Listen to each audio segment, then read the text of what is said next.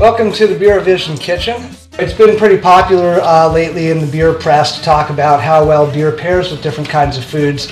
What we're going to do here today is we're actually going to make a dessert that has beer in it. This recipe is for a cherry beer cake, and it's by a woman named Peggy Filippone. So I want to thank her for providing this recipe.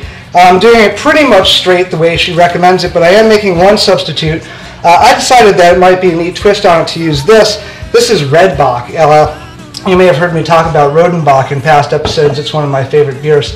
Redbock is another beer that is made by the same company. It uses Rodenbach as a base and then blends it with outright cherry juice to give it a little bit more of a cherry punch. So let's get going on how to put this together.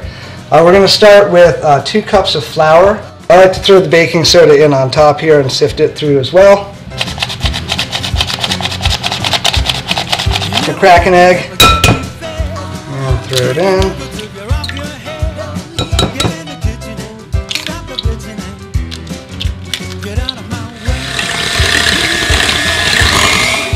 Start mixing in sugar, a quarter cup at a time. If only the sugar were as sweet as you, sir. Cherries are actually going to line the inside of the bundt pan here. The recipe also calls for a whole bunch of cherries also chopped into quarters that go into the batter.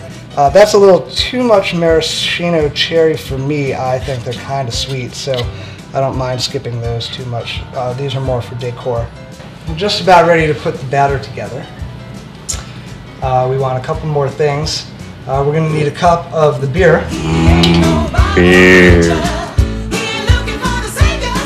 I'm going to warm this beer up in the microwave for a few minutes. The recipe specifies until it's just bubbling.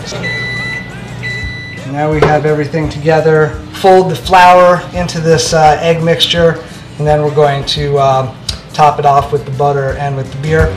Get out of my way. Out of my way. Add this very carefully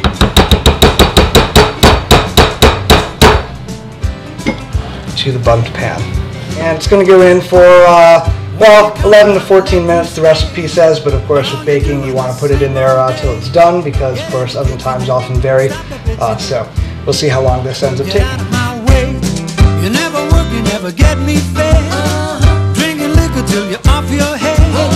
Get in the kitchen and stop the bitching and Turn it over. get out of my way. He ain't no Bible preacher. The icing for this cake is pretty simple. You're just going to take a cup of powdered sugar, whisk in just 2 tablespoons, believe it or not, of beer.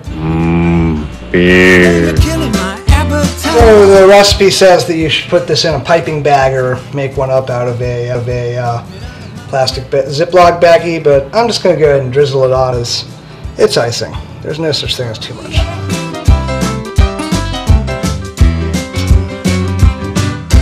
I poured myself a glass of Redbock to go with. I'm going to take a bite here. Looks pretty good. It's moist.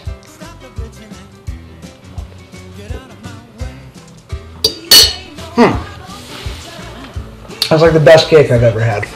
Ever. And there you go. Cooking with beer. Get in the kitchen and stop the bitching and get out.